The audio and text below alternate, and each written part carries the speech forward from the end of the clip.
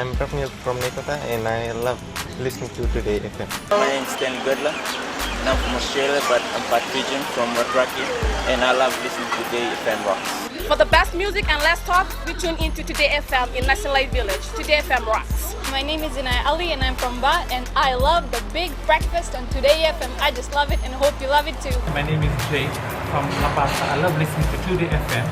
Today FM rocks. My name is Naushin and I'm from Sambeto, and I love Today FM. Today FM rocks. Today's hit music on Today FM.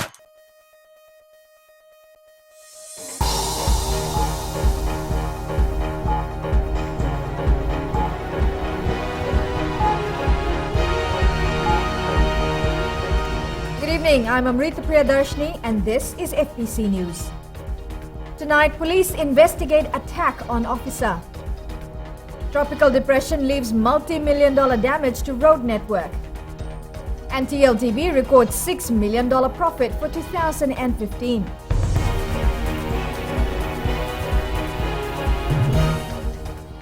Police are investigating an attack on one of their own, which landed an officer in hospital a few days ago.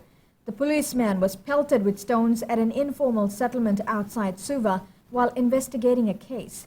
Anna Ravulo reports. The attack happened here at Tamavoe. The policeman and a police vehicle were pelted with stones by unknown individuals. I just want to make it clear that we'll come out hard on people that would like to retaliate to police officers who are executing their duties. FBC News approached residents at Tamavoe in normal settlement where the attack happened. No one wanted to come on camera fearing retaliation, but we're told police haven't returned to the community since the attack. ACP Tundravu says it's surprising the public is retaliating against police officers and they won't let the matter slide. I'm just trying to warn people, if they are bold enough to commit the offense, then they're bold enough when the police officers come around and do the investigation, rather than stoning the vehicle, which is not, it does not look healthy in terms of our relationship. We are just mere carrying out our duties, and I would like to warn people not to do that to our police officers. Tundravu says that they're not going to take such issue lightly and will arrest anyone that interferes with their work. Anna Ravulo, FBC News. The Turkey Trust Fund Board made a net profit of over $6 million in the 2015 financial year. Chief Executive Isoa Koloimaira says the trust was able to achieve this due to hikes in share investments. Rachel Nath reports. The Itauke Trust Fund Board gross revenue was over $9 million, while expenses were just over $2 million. Grant for 40 million is still sitting there. We've got the reserve of $11,671,167. Koloimaira adds they are performing reasonably well since 2013, as reflected in their profits over the years. Use them in capital, in current assets, and investments, and in fixed assets. You'll notice that bulk of the fund we put into investment because that is the role of the fund. The trust owns 6 properties valued at over $35 million, which earns over $2.5 million annually. This was revealed during the address of the 2015 annual report to the Parliamentary Standing Committee this morning. Rachel Nath, FBC News. Some road projects are likely to be delayed as the Fiji Roads Authority assessed damage on our roads caused by TD04F. FRA Chief Executive Officer John Hutchinson says the costs are likely to be in the millions. Senia Nimboila has more. With more than $8 million of damage to roads identified so far, FRA and its contractors are still on the ground continuing to assess the damage. Major damage has been sustained on the Kings Road, Queens Road, Singatoka Valley Road, Nambawalu Daria Road and Sawana Saria Roads, and with the Vualevu Farm Road. That road is now open for traffic.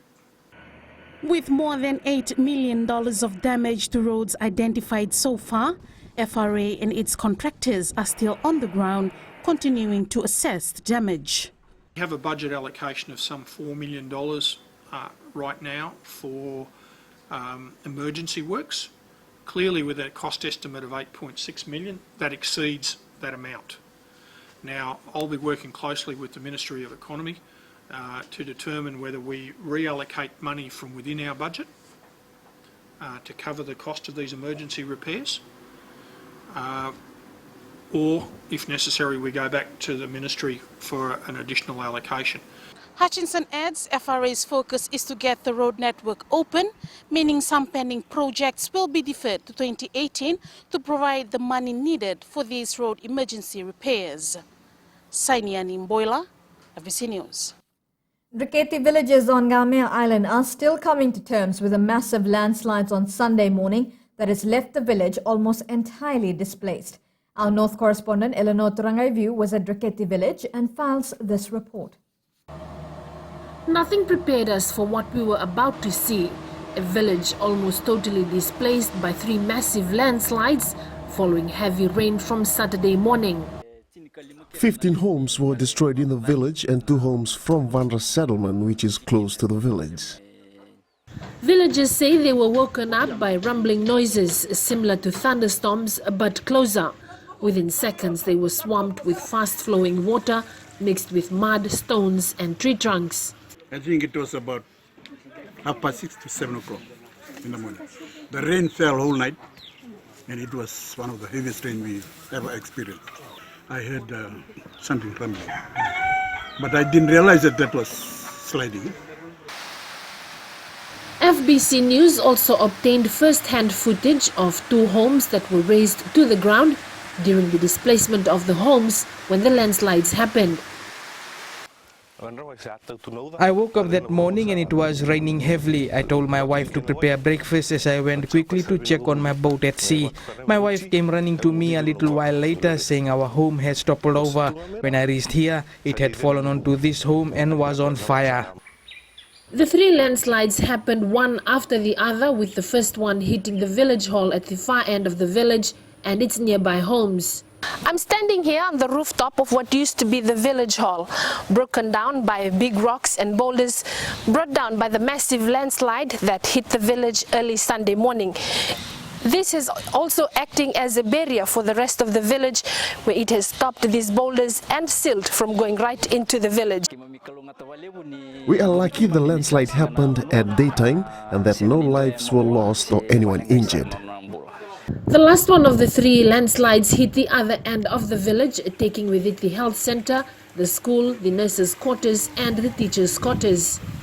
Behind me here is part of the rooftop of the health center here in Driketi village, which, according to the villagers here, was literally thrown from the hill here into the mangrove swamps. Affected villagers have been relocated to a settlement close to the village, where they are now sheltering in 2 homes. Eleanor Turangaivu, FBC News. Overseas now, and the threat of terror has hit close to home. Police in Melbourne, Australia have arrested 7 people after foiling an ISIS-inspired terrorist plot. This report from TVNZ. Coming up on FBC News, Opposition MP Ratu Isoa Tikadha wants Ratu Inoke Kumbombola as defence witness. And Christmas spirit grips Fiji with 2 days to go. Stay with us.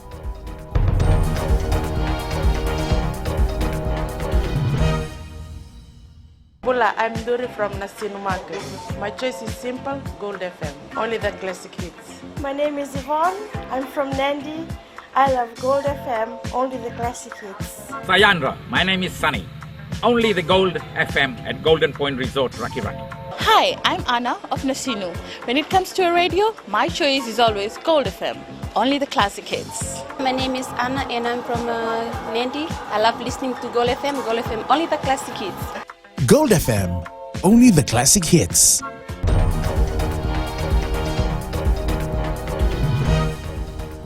Welcome back, you're with FBC News. The lawyer for opposition MP Ratu Isoa Tikadha filed 3 motions in the Suva Magistrates Court today. Ratu Isoa is charged with failure to declare his liabilities contrary to Section 24 of the Political Parties Registration, Conduct, Funding and Disclosures Decree. Defence lawyer Matika Valesasa asked for written reasons as to why Magistrate Makureta Mua directed that the subpoena against Defence Minister Ratu Inoke Kumbombola be rejected by the Criminal Registry and not to be issued.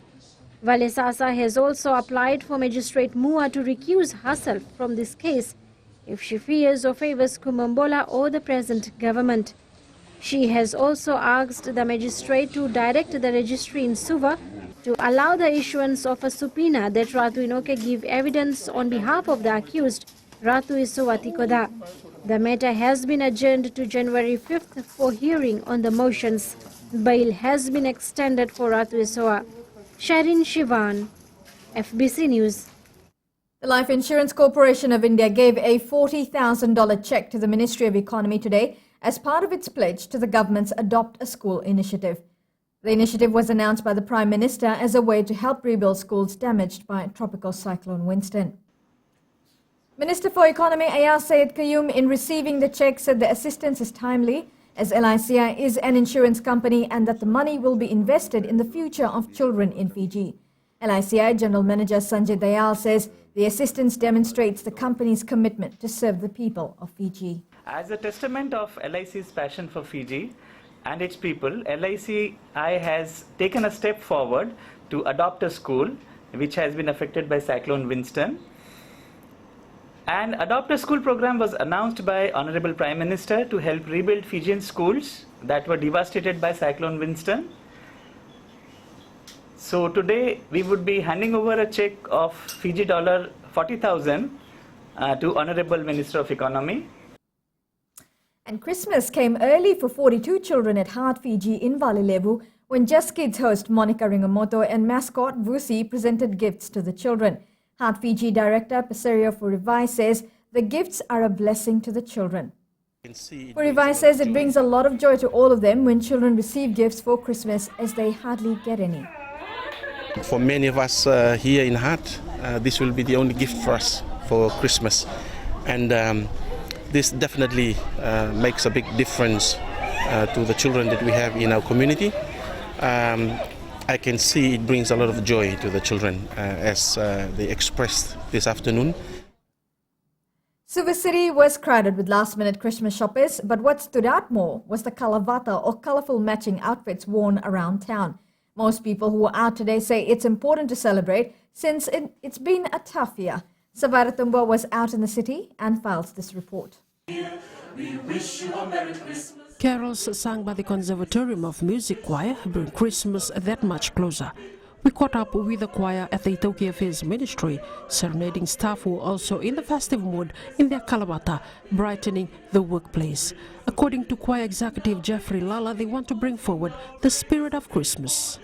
Yeah, we are here to sing about the Christmas and spread the message of Christmas to all of us during this hassle, the busyness of the Christmas festive season.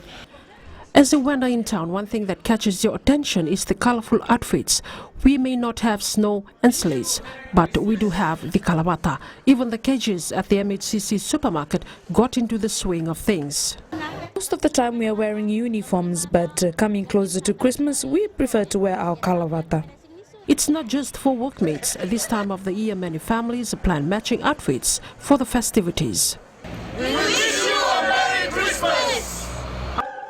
Samira Tambua, FBC News.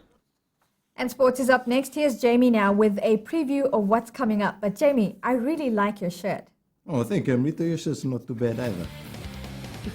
Up here in sports, Fijiana aims for a top 4 finish in the next tournament. And Fiji Barbers team to be named next month. This and more after the break.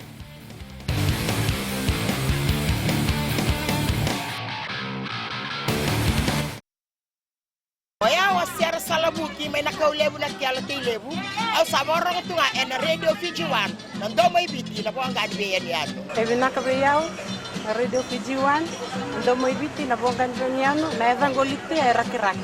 Kay mami makarama ni Northland. Kay mami daw talenta ka na Radio Fiji 1 nando may biti na po ang ganbiyan yato. Na Radio Fiji 1 nando may biti na po ang ganbiyan yato.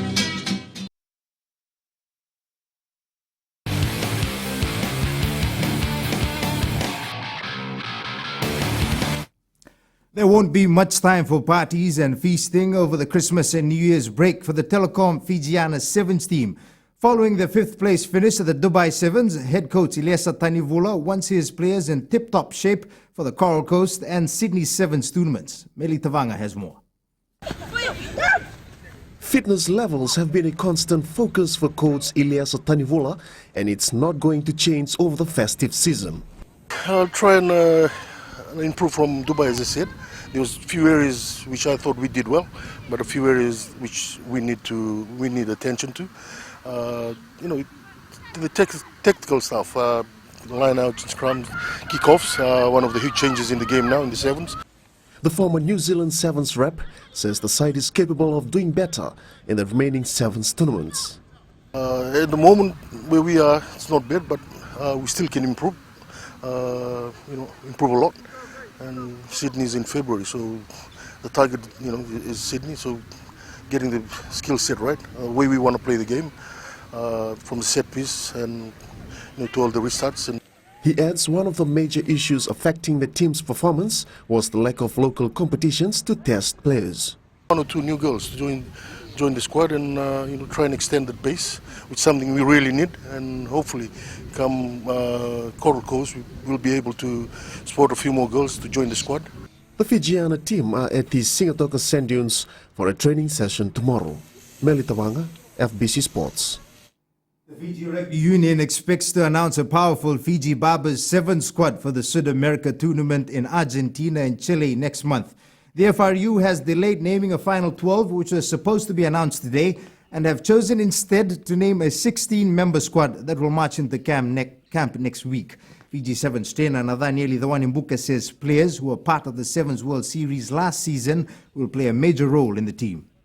Yes, absolutely. No, it's key that we have a bit of transition in how we have our squad mix with some of the players who have been in the system for 2 to 3 years. Just sharing that knowledge and their experience with the younger boys coming up.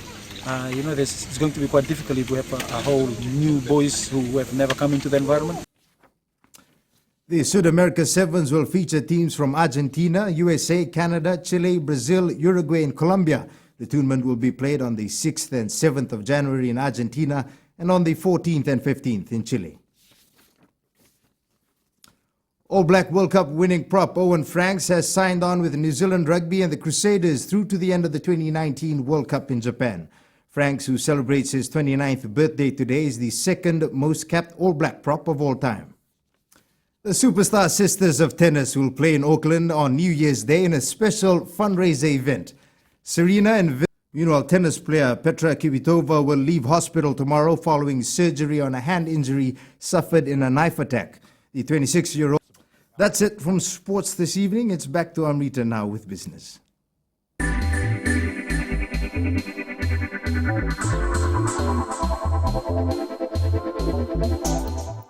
Vision Investment Limited has opened a subsidiary in Papua New Guinea under the name Vision Home Centres Limited. A release to the South Pacific Stock Exchange says this is in line with the company's objectives to expand operations into regional markets. A long-term lease has been signed to secure a space in a highly preferred retailing complex in Waingani. Business is expected to begin no later than February 2017.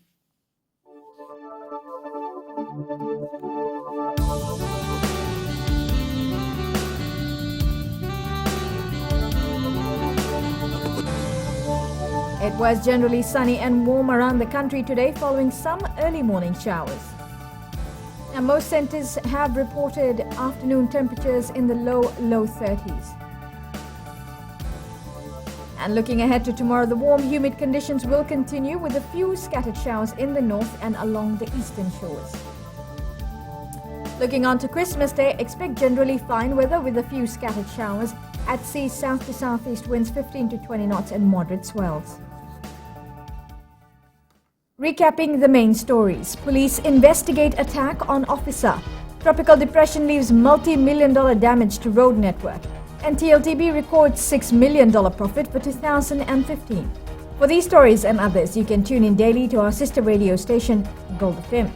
On to our poll question, this week we ask, do drainage issues need immediate attention? To answer, visit our FBC website. Send us newsworthy pictures and videos on email citizenseyes@fbc.com.fj or share it with us via our Facebook page FBC News. If you're on Twitter, follow and tweet us those news tips at FBC News or simply #FBC News. That was FBC News for tonight. Enjoy the festivities to the fullest, but responsibly. I'm Amrita Priyadarshini. Good night.